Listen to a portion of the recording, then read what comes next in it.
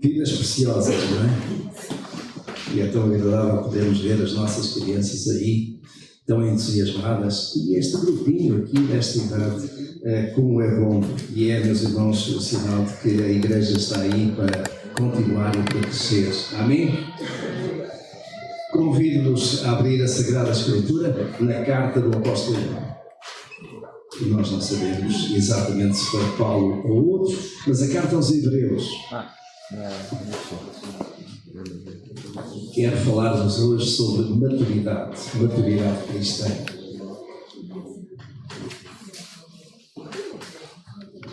E este é um texto ao qual eu voltarei no próximo domingo e certamente ainda no outro, porque ele tem tanto aqui para nos ensinar, para nos encorajar. Hebreus capítulo 6, vou ler não apenas o versículo 1, que é sobre ele que eu naturalmente vou buscar ali uma parte da maturidade cristã, mas vou ler até ao versículo 3. Hebreus capítulo 6, versículo 1. Pelo que, deixando os rudimentos da doutrina de Cristo, prossigamos até à perfeição, não lançando de novo o fundamento de arrependimento de obras mortas e de fé em Deus, e o ensino sobre batismos, imposição de mãos, e sobre a ressurreição dos mortos e juízo eterno. E isso faremos, se Deus permitir.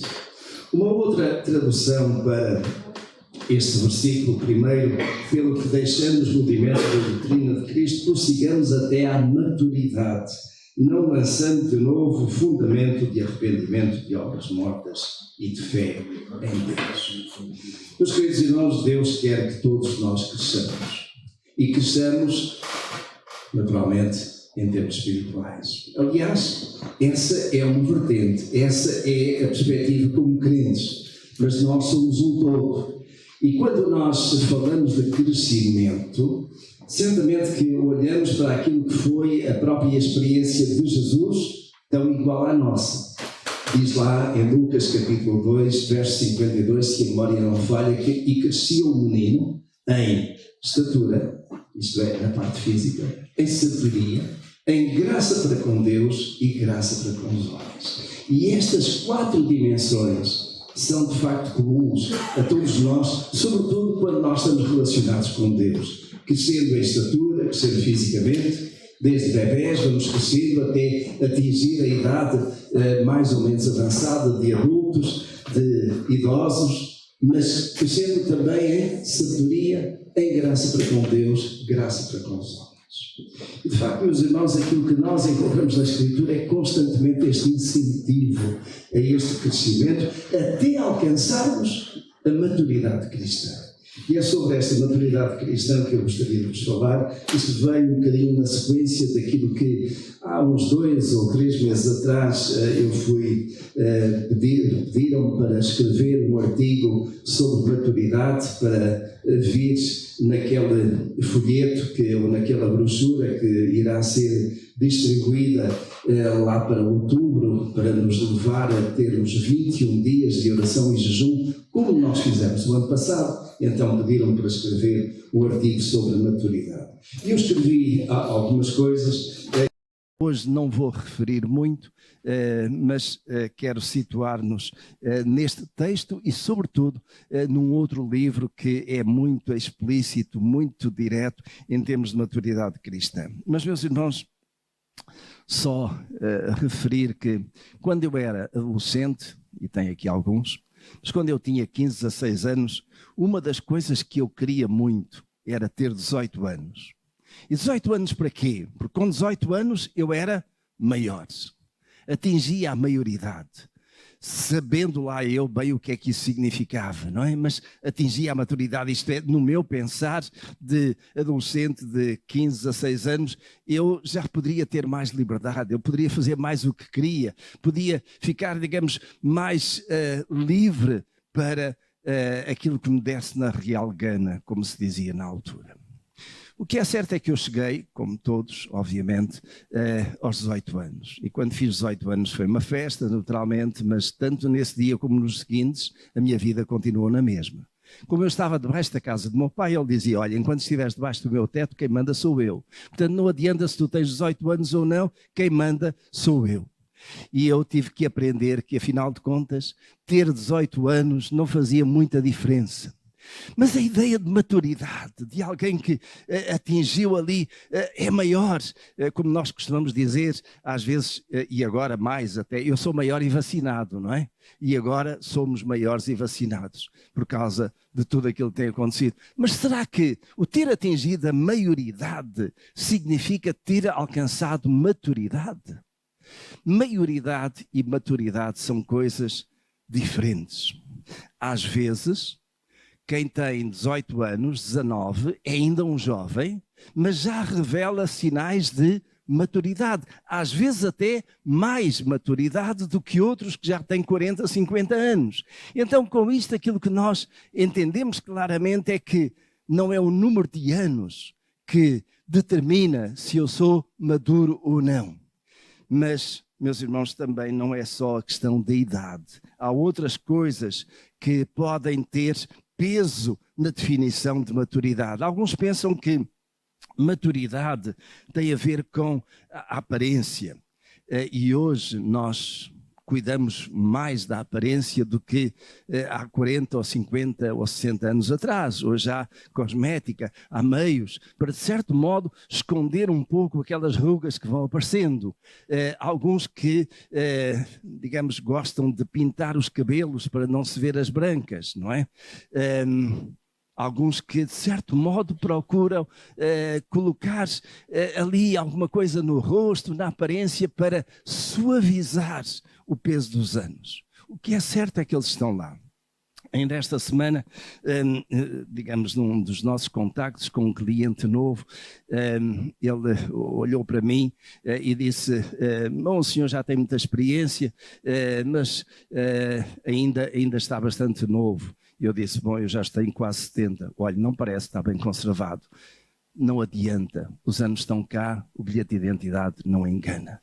Agora, será que ter uma certa idade significa ter maturidade? Seria bom, mas nem sempre é assim. Maturidade, então, meus irmãos, não se mede nem pela idade, nem pelos graus académicos que temos, não se mede por nós termos uma aparência mais jovem, mais conservada ou não. Maturidade cristã mede-se como? Pela palavra de Deus. E a palavra de Deus, de certo modo, tem indicadores, tem elementos ali que nós podemos ter diante de nós e podermos aferir se somos maduros ou não. E maduros em termos espirituais. É interessante porque a carta aos Hebreus aqui fala-nos bastante de que, deixando rudimentos da doutrina de Cristo, isto é, os ensinos básicos, aqueles elementos fundamentais das várias doutrinas, prossigamos até à perfeição, prossigamos até à maturidade. E é interessante, algumas traduções têm maturidade, outras, como esta minha, têm perfeição. E aquilo que é interessante aqui, nós encontramos isto em vários outros textos da Sagrada Escritura, é que há uma relação direta. Podemos dizer que há aqui uma similaridade entre maturidade e perfeição. E, de facto, quando nós consideramos esta questão de maturidade cristã, temos de pensar que há um nível que precisamos de alcançar. E esse nível que nós precisamos de alcançar, na Escritura, chama-se perfeição. Isto é, eu sou maduro espiritualmente, eu sou maduro cristamente falando, quando alcancei ou alcanço a perfeição. Então, perfeição significa que não há nada ali que se aponte, não há alguma coisa que ainda precise ser trabalhada. Eu já alcancei aquela plenitude.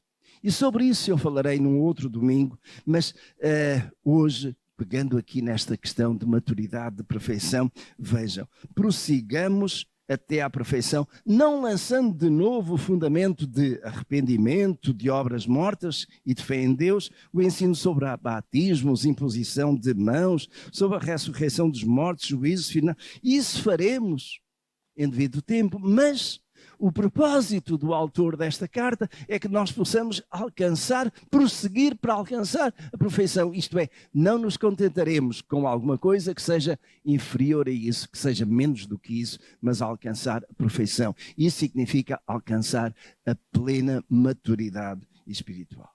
E, meus irmãos, para mim não há melhor texto do que a carta de Tiago, para nos mostrar exatamente os vários elementos da maturidade cristã.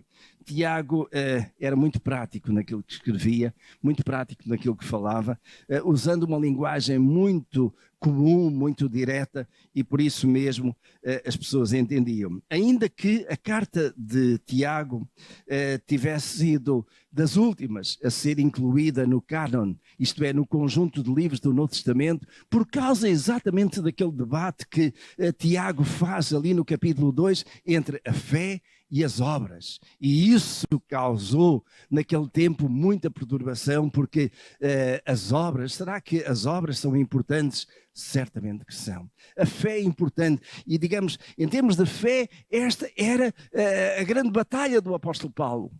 Em todas as suas cartas, ele fala sobre a fé, dizendo que sem a fé nós não conseguimos naturalmente alcançar a salvação.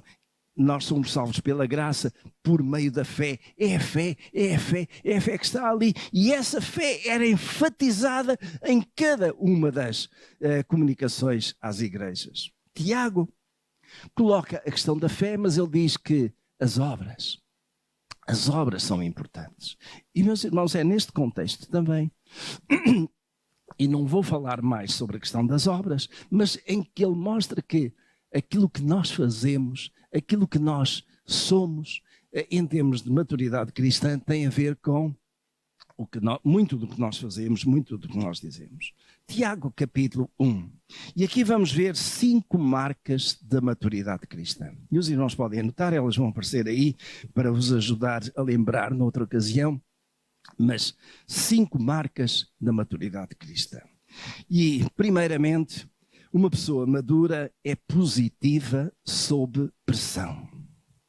Você tem sido pressionado?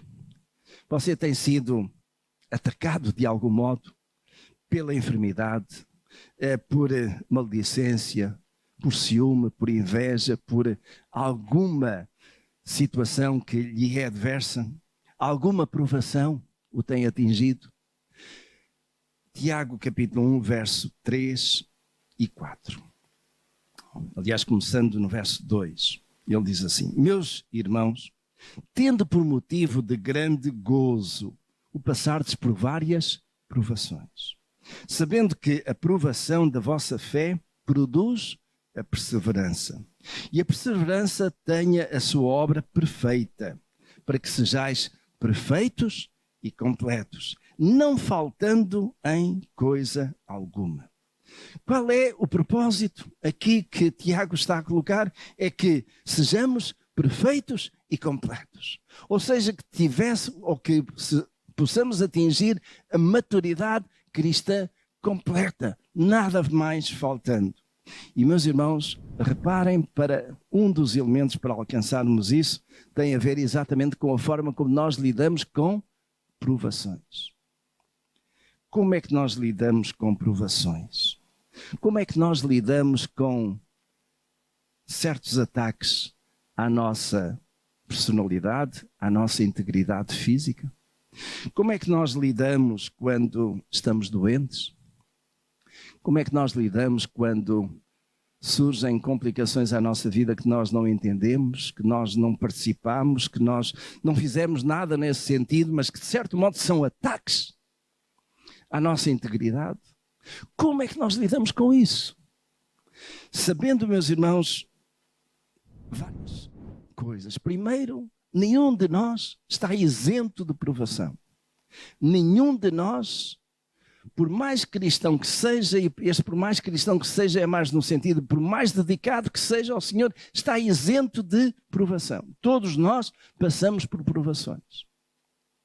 O Senhor Jesus bem avisou os seus discípulos: no mundo tereis aflições, mas tendo bom ânimo, eu venci o mundo.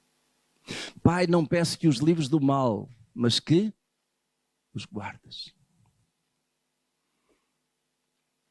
O Senhor Jesus sabia perfeitamente que, depois da sua saída, os seus discípulos irão ser atacados de várias formas. Nós estamos sujeitos a provações. Eu não sei, meus irmãos, neste momento qual é a provação que está sobre si. O que é que tem estado a provar a sua fé? O que é que tem estado a abanar a sua confiança em Deus? O que é que tem estado a perturbar a sua paz, a sua comunhão com Deus? O que quer que seja, saiba isto. A provação da vossa fé produz perseverança. Perseverança é persistência, é resiliência, uma palavra que se usa muito hoje. É sermos capazes de aguentar.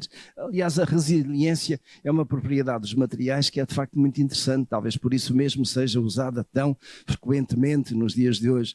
Quando eu sujeito um determinado material a uma força bem forte, esse material aguenta, e aguenta até um determinado ponto. Quando eu retiro essa força, o material volta à posição que estava, isto é, a sua composição química, de certo modo, volta à harmonia anteriores.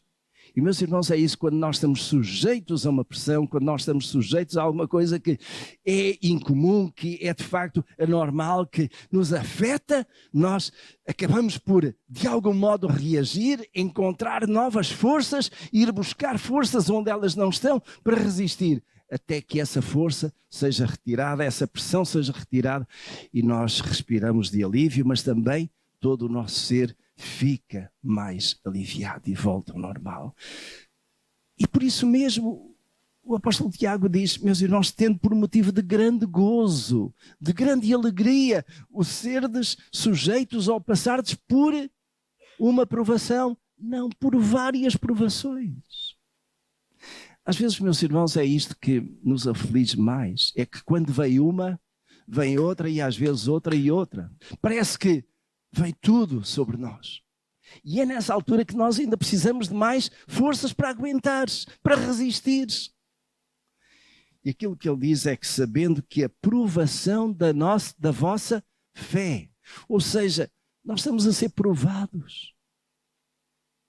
Seja por doença, seja por falta de emprego, seja por desavenças, seja por aquilo que for, nós estamos a ser provados na nossa fé. Porque certamente que aquilo que está em causa naquele momento é o que é que eu vou fazer com este problema e como é que eu me vou relacionar com Deus. Os irmãos sabem, não sei se é o seu caso ou não, mas alguns crentes quando são provados resmungam. Você costuma resmungar-se. Você costuma zangar-se. Você costuma dizer, como alguns dizem, que mal é que eu fiz a Deus para ter isto? Eu que sou tão certinho, eu que vou à igreja todos os domingos, agora tenho que passar por isto. Onde é que está Deus?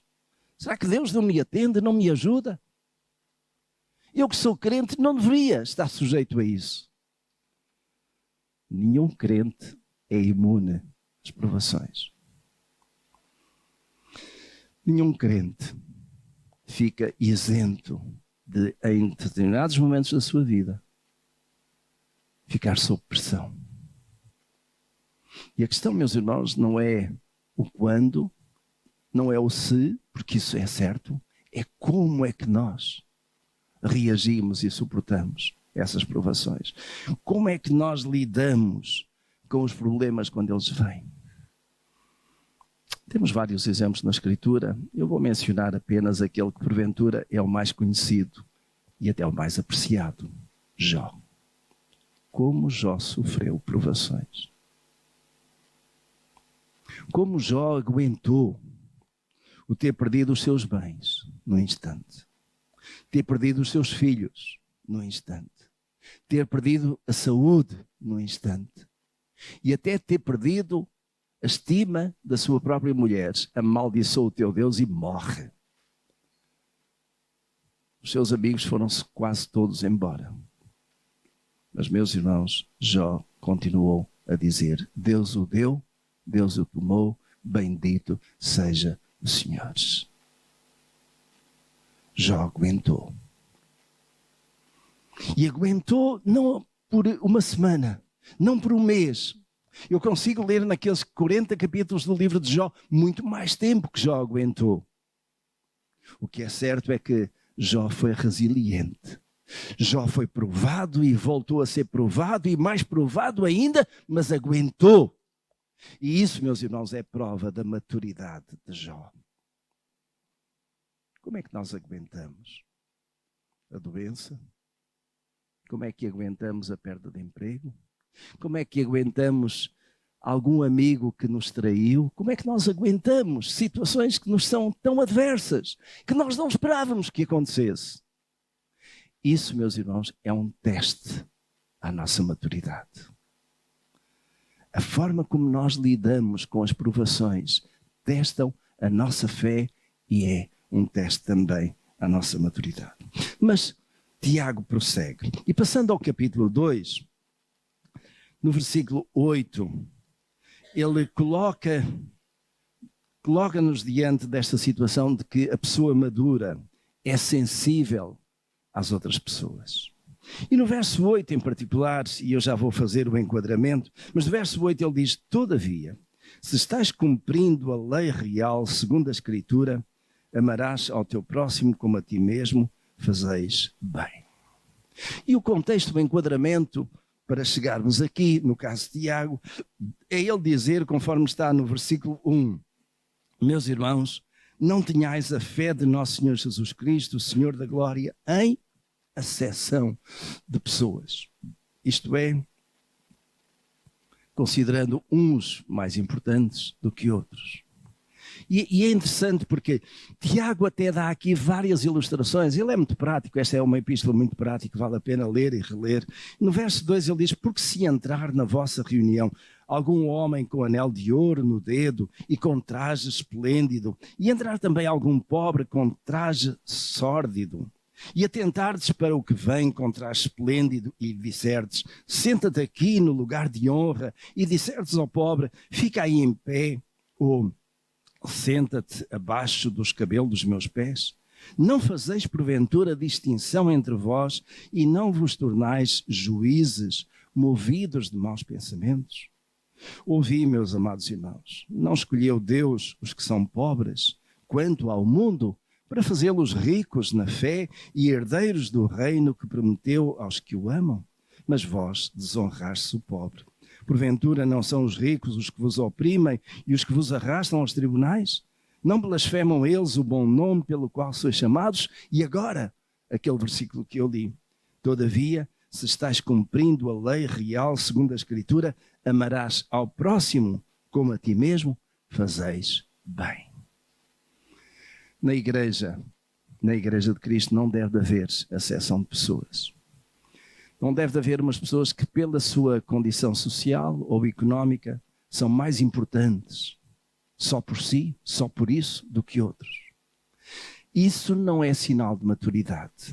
Ter muito dinheiro, ter uma posição social elevada, não é sinal de maturidade cristã. Mas em algumas igrejas é isso que é valorizado, é isso que é exaltado, é isso que é importante, é isso que se lhe dá realce.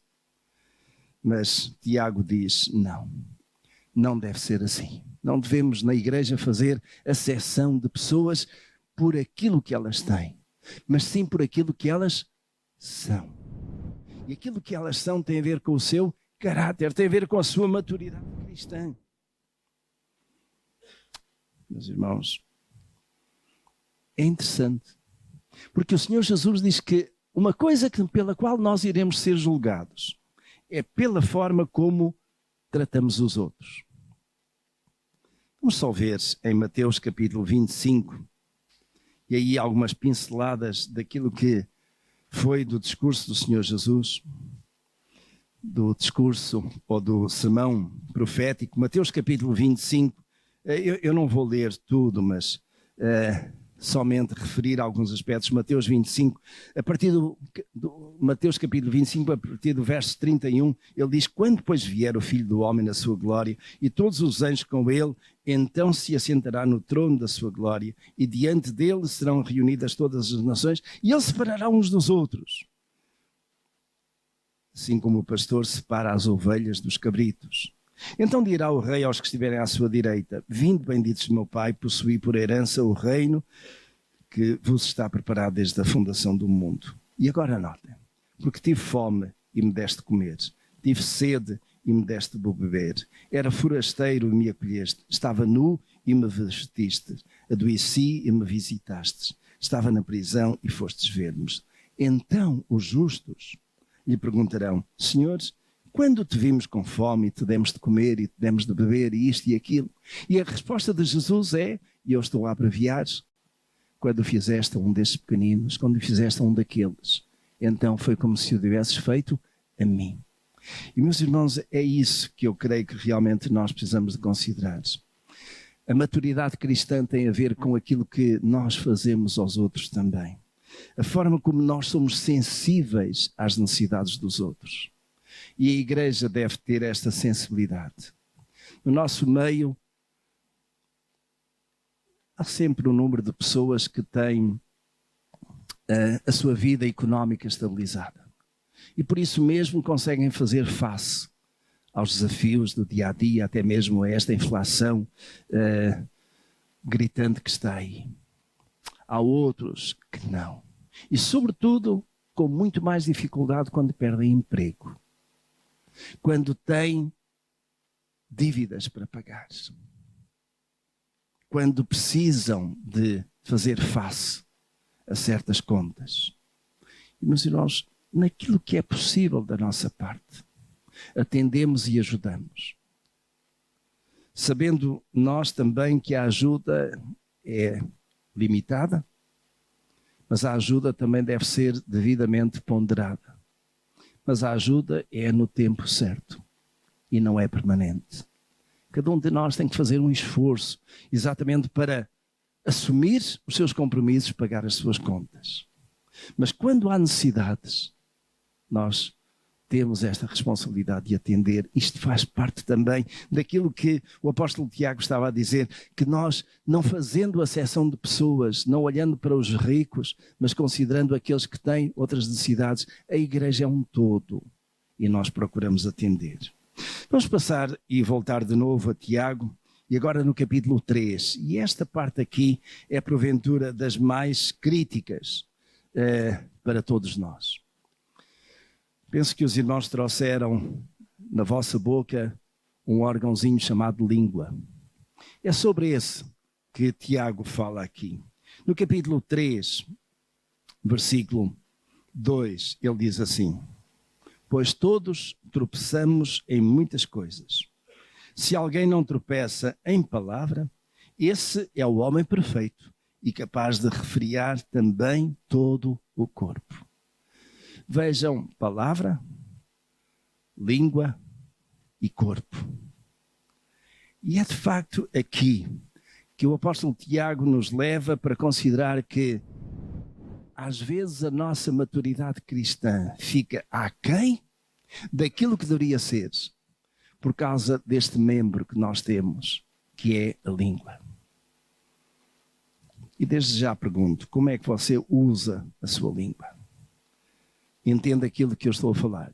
Não é a língua para falar, por falar, não é a língua para comer, não. É a língua para, com ela, abençoar a Deus ou amaldiçoar os homens. E é disso que Tiago fala. Ele vem exatamente a fazer comparação, e por isso mesmo Tiago é muito prático nesta sua epístola. Ele diz no verso 3, ora, se pomos freios na boca dos cavalos para que nos obedeçam, então conseguimos dirigir todo o seu corpo. Vede também os navios, que embora tão grandes e levados por impetuosos ventos, com um pequeno leme se voltam para onde quer o impulso do timoneiro. Assim também a língua é um pequeno membro e se gaba de grandes coisas. Vede quão grande bosque um tão pequeno fogo incendeia.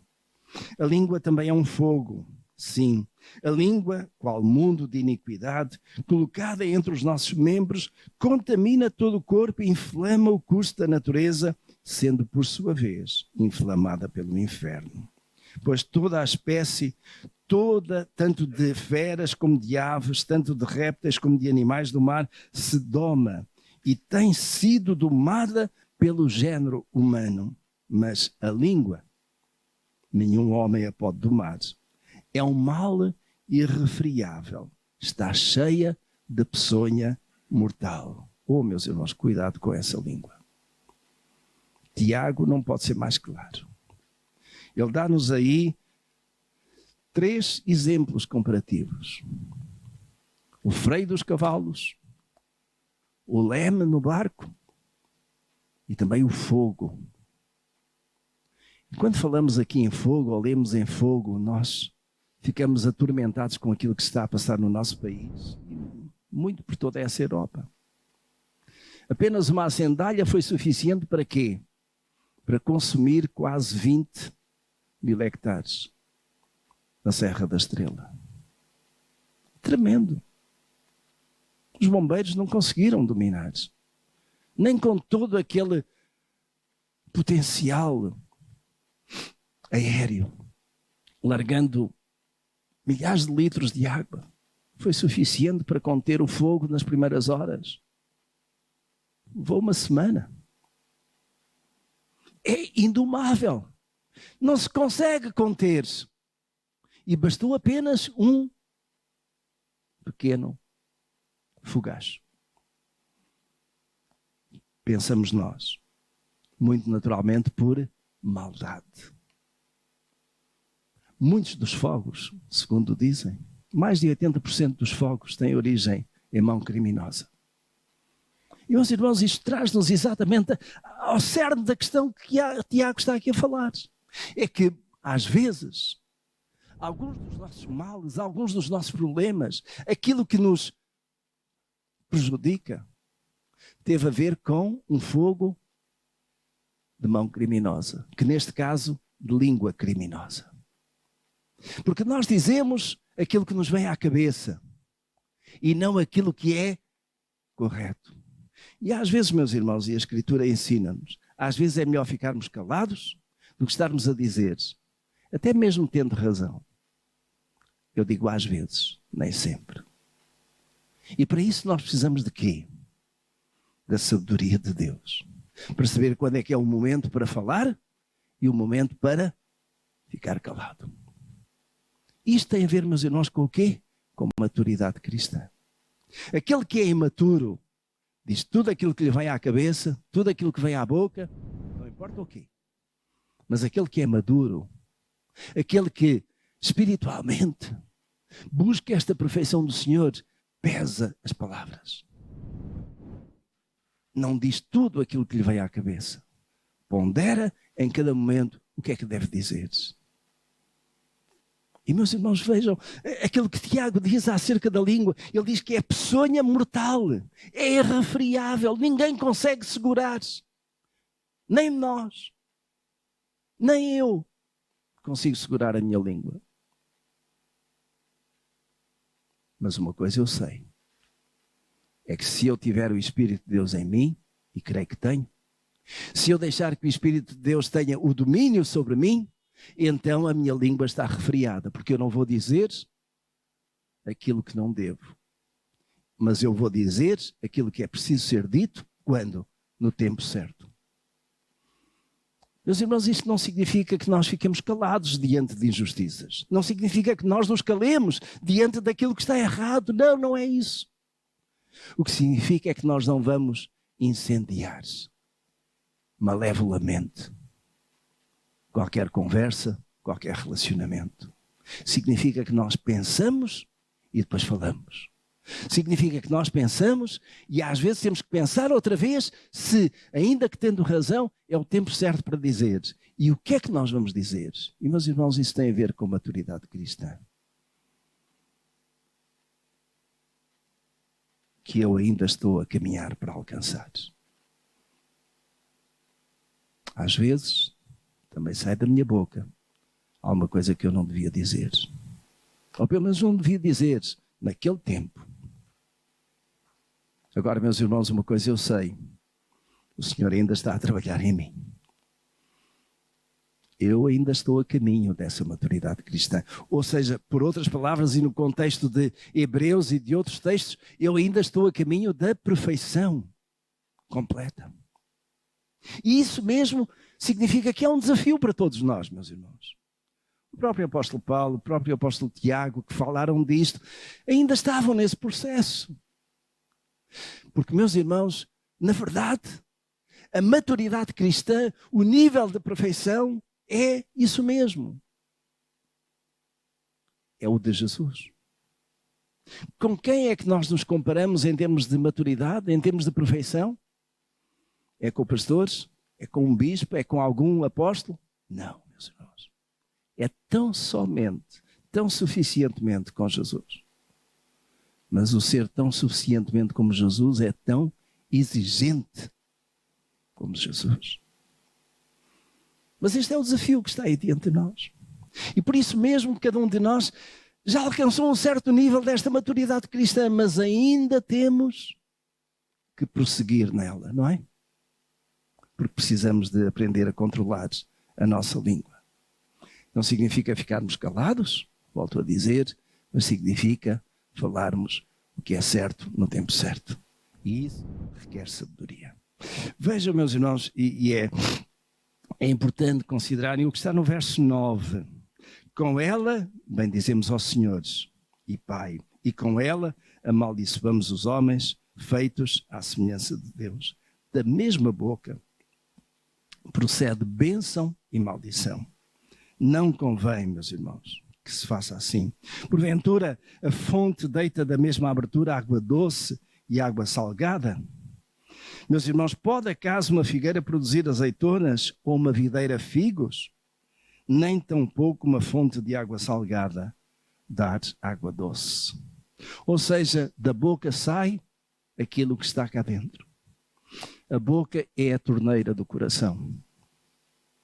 E se da sua boca sai o que não deve, você precisa trabalhar onde? No coração. E quando digo coração, digo também o quê? A mente. E precisamos, conforme a Escritura diz, de ter a mente de Cristo. Pensar como Cristo pensou. Ou seja, antes de falarmos, coloquemos este desafio a nós próprios, rapidamente. E temos essa capacidade. Se Cristo estivesse aqui no meu lugar, o que é que Ele diria? Se Cristo estivesse aqui no meu lugar, o que é que Ele faria nesta hora? E isso, meus irmãos, é a melhor ajuda, é o melhor teste. Porque às vezes não é aquilo que nós pensamos, mas é aquilo que Deus quer levar-nos a pensar. Porque Ele transforma a nossa mente. É isso que Paulo escreveu lá em Romanos capítulo 12.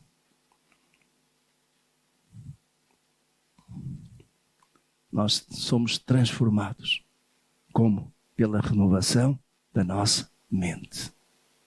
E essa transformação chega naturalmente depois a ter o efeito prático, visível, que é o que sai da nossa boca. Meus irmãos, vamos continuar aqui em Tiago, mais 2 aspectos. E vamos ao capítulo 4. E chegamos aqui para dizer que uma pessoa madura é um pacificador, não o encrenqueiro. Conhece essa palavra encrenqueiro? Talvez ela seja mais conhecida para os irmãos brasileiros. Encrenca, conhecem o que é uma encrenca? É arranjar embrulhado, arranjar complicação. É ainda colocar, como nós dizemos em bom português, mais lenha na fogueira, ou até mais gasolina em cima do fogo. O que é que acontece? Ele vai alastrar, vai crescer. Mas nós devemos ser pacificadores. Vejam o capítulo 4, verso 1, quando Tiago coloca esta questão aqui, dizendo: de onde vêm as guerras e contendas entre vós? Porventura não vem disto, dos vossos deleites, que nos vossos membros guerreiam? Uma outra forma de traduzir, digamos, este texto é isso: de onde vêm as brigas e conflitos entre vós? Porventura não vem disto, dos vossos desejos, que os vossos membros guerreiam? E nos vossos membros guerreiam o desejo, está cá dentro. Somos nós. Nós podemos ser influenciados naquilo que dizemos e fazemos pelos outros, mas a responsabilidade é nossa.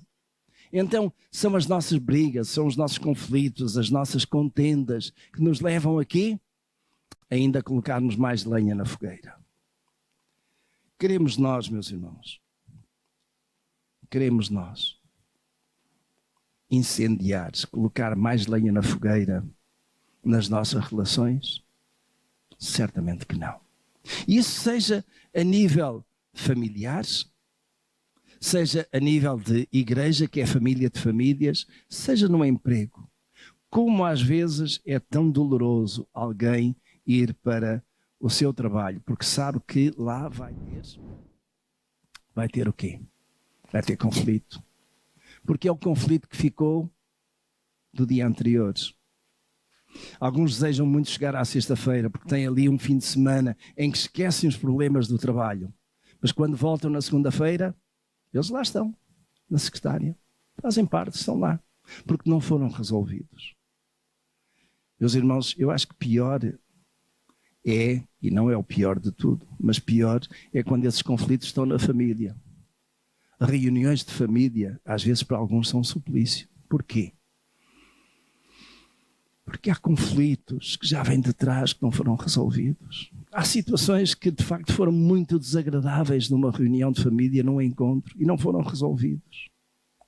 E juntar a família nessa altura, às vezes é um sacrifício tão grande.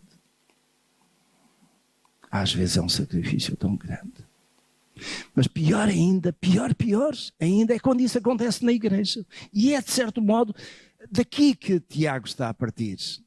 É terrível quando na igreja acontecem conflitos, brigas, sejam de que natureza ou que causa tiverem. E enquanto essas brigas não forem resolvidas, então ninguém tem paz. Aquilo que o apóstolo Tiago está a dizer-nos aqui é que uma pessoa madura é aquela que é pacificadora e não alimenta o conflito. Ou seja, ela não arranja encrencas, ela não arranja problemas, ela procura matar o mal pela raiz. É ali. E às vezes, meus irmãos, é tão difícil. Nós temos esse discernimento e essa capacidade de matar o mal pela raiz. Porque muitas vezes nós ficamos com aquela ideia da erva daninha, do trigo e do joio. E aquilo que nós encontramos na Escritura é este conselho: deixa crescer ambos, para depois, pelo fruto, se ver. Mas às vezes, meus irmãos, aquela erva daninha já consumiu tantos recursos. Já levou tanta água, levou produtos que estavam na natureza que poderiam ser para que o trigo pudesse ser mais forte. Mas não vamos de modo nenhum deixar o conselho de Jesus, porque esse é o conselho de Jesus. Pelos frutos os conhecereis. Mas se nós tivermos esta percepção, esta capacidade de ver, esta é erva daninha, este é joio, então, meus irmãos, o que é que nós devemos fazer? É tirar quanto antes, não é? Porque enquanto lá estiver, só está a sugar aquilo que pertence ao trigo. É difícil termos esse discernimento. Mas quando o Espírito de Deus está em nós, Ele ajuda-nos a discernir o que está certo e o que está errado, ainda antes de outros verem. E aquilo que é importante, meus irmãos, é nós termos esta capacidade da parte de Deus para sermos pacificadores. Eu vou usar aqui uma expressão que nunca usei, mas penso que os irmãos irão entender: sermos pacificadores compulsivos. Uma pessoa compulsiva, ela é determinada sempre para fazer alguma coisa. Aqui, aquilo que nós podemos ser determinados para fazer sempre é sermos pacificadores. Isto é procurarmos colocar água na fervura, procurarmos resolver o problema, procurarmos ajudar os outros a sair daquela encrenca, daquele problema. E isso é sinal de maturidade cristã, diz-nos aqui Tiago. Finalmente, Tiago capítulo 5, versos 7 e 8. Ele diz-nos que uma pessoa madura é paciente e ora, e ora, e ora. Tiago capítulo 5, versos 7 e 8, ele diz: portanto, e está a terminar, Tiago aqui as suas orientações. Portanto, irmãos, Sede pacientes. Até quando? Até que o problema fica resolvido. Até à vinda do Senhor. E ele dá um exemplo muito prático, como é característica de Tiago. Eis que o lavrador espera o precioso fruto da terra, aguardando com paciência até que receba as primeiras e as últimas chuvas. Sede vós também pacientes, fortalecei os vossos corações, porque a vinda do Senhor está próximo. O sinal de maturidade cristã, meus irmãos, é sermos pacientes. Aguentarmos as tribulações, aguentarmos as provações com a graça e a força do Senhor e sermos pacientes, porque aquilo que está implícito aqui, até à vinda do Senhor, é para nós a garantia de quê? De que aquilo que o Senhor prometeu, Ele vai cumprir. E eu tenho fé para acreditar nisso. Eu tenho fé para crer que um dia Jesus voltará. E voltará quando? Não quando eu determinar, não quando algum astrólogo decidir, é agora o fim do mundo. Às vezes nós lemos cada notícia, é impressionante este nosso universo. E alguns dizem, está a caminho da Terra um asteroide que se vai aproximar muito e pode pôr em causa a rota da Terra e até... E depois que foi descoberto um outro planeta muito parecido com a Terra, vamos ver se tem água lá, se tem vida. E depois outro.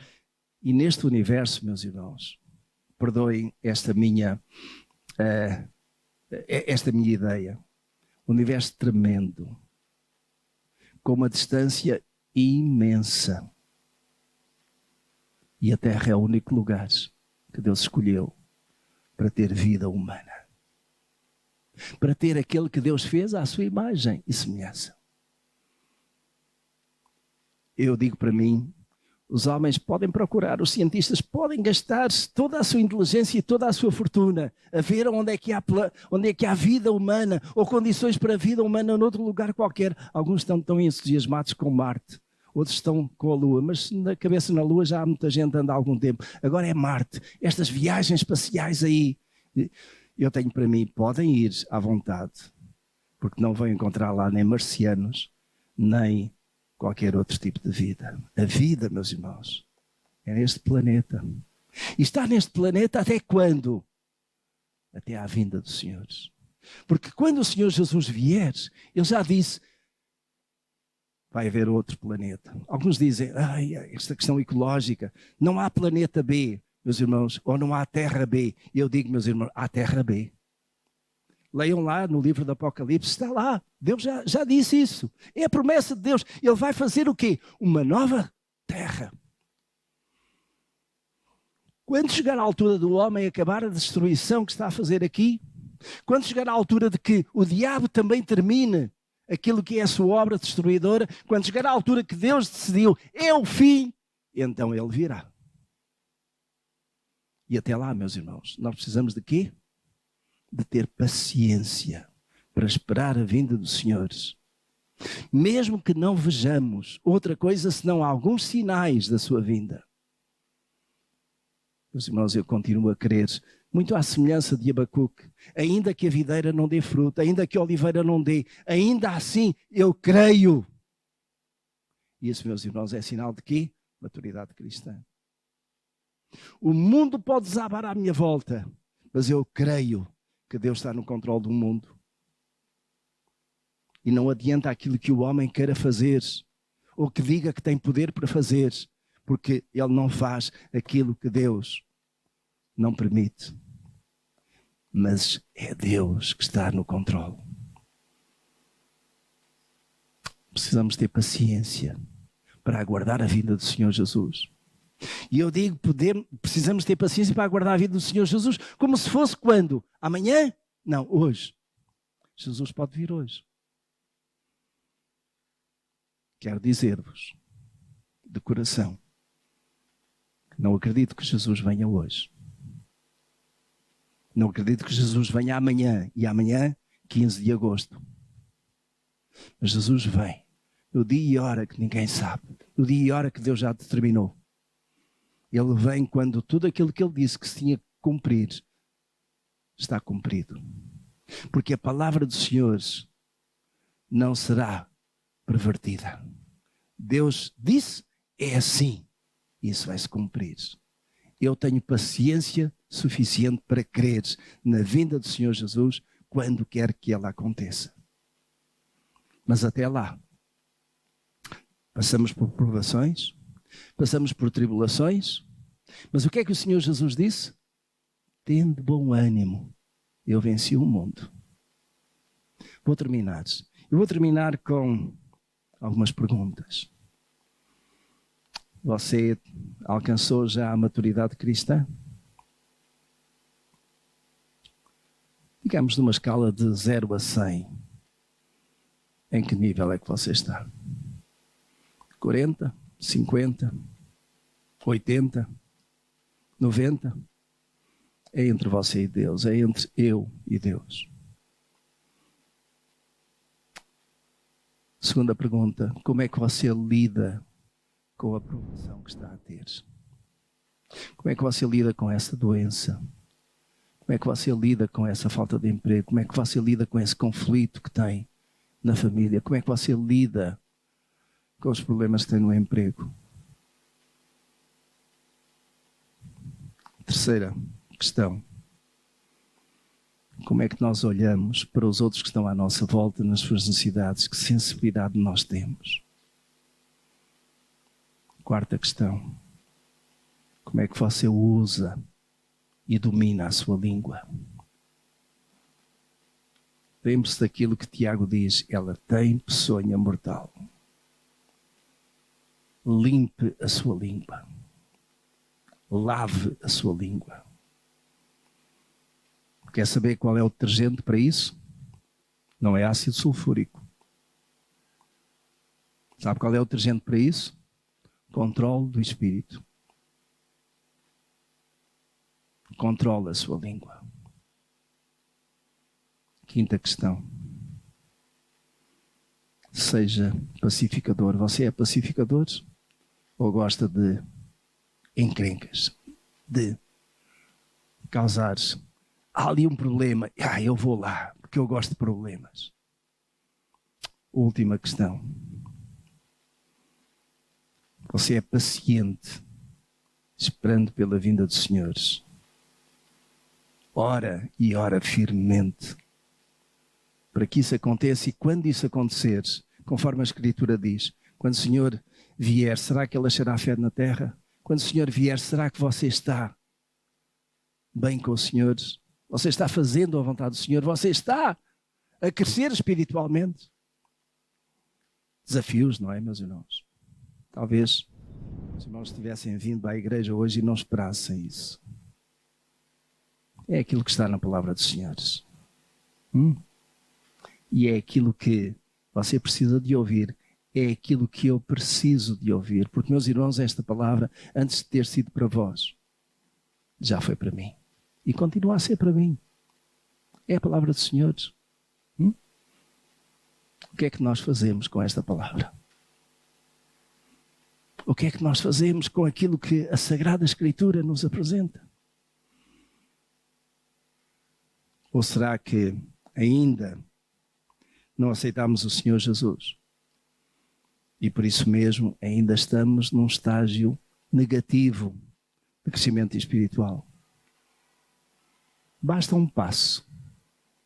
Eu quero convidar quem está nessa condição a dar esse passo, de aceitar Jesus e receber Jesus como seu Senhor e Salvador.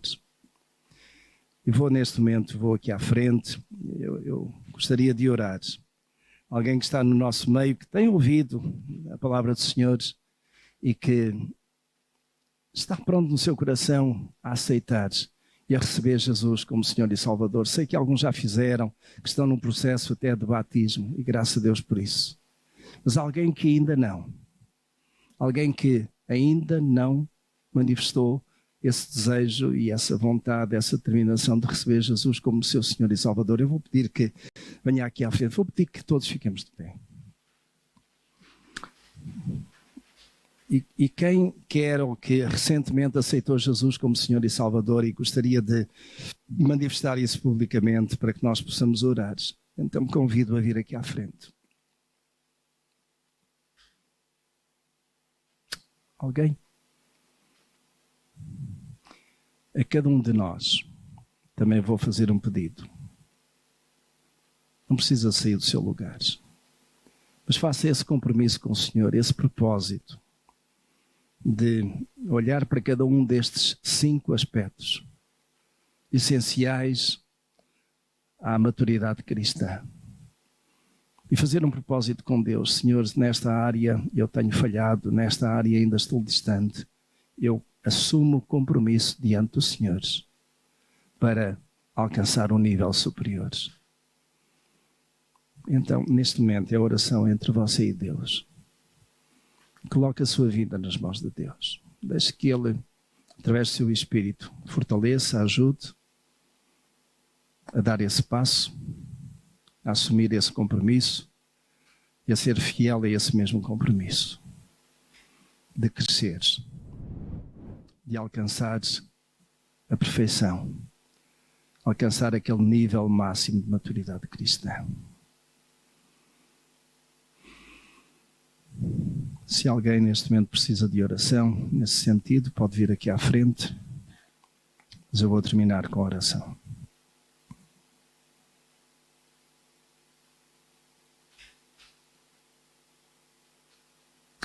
Pai nosso que estás nos céus, muito obrigado, Senhor, porque Tu nos tens enviado o Teu Espírito para nos ensinar e aplicar à nossa vida aquilo que foram os ensinos maravilhosos do Senhor Jesus, o Mestre dos Mestres. Nós Te agradecemos, Pai do céu, porque Ele, na verdade, preparou os Seus discípulos, particularmente os apóstolos, para irem por todo o mundo e levarem essa palavra, Senhor.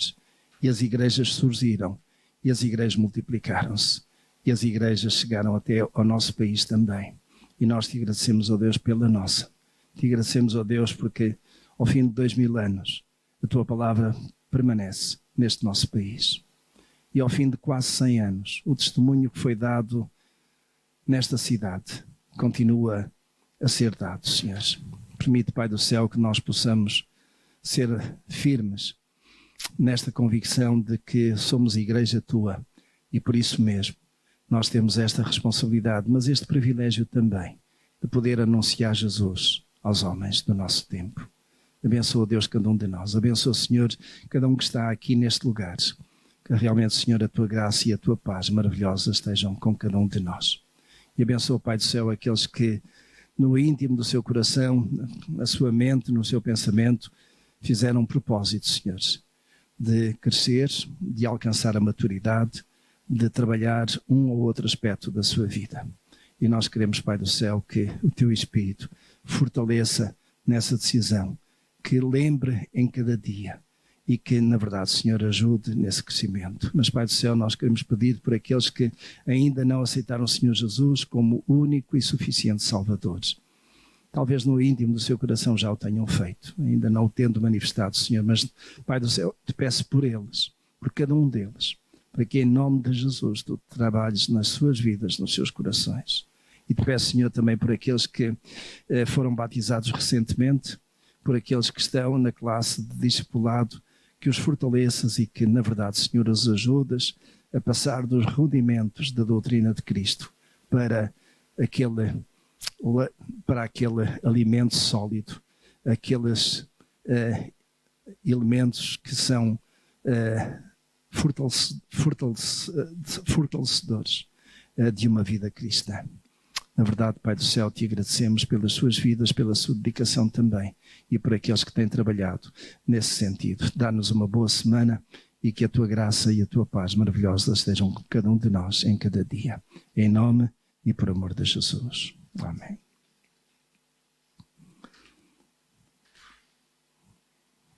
Ficamos um minuto em silêncio, em reflexão e depois saímos.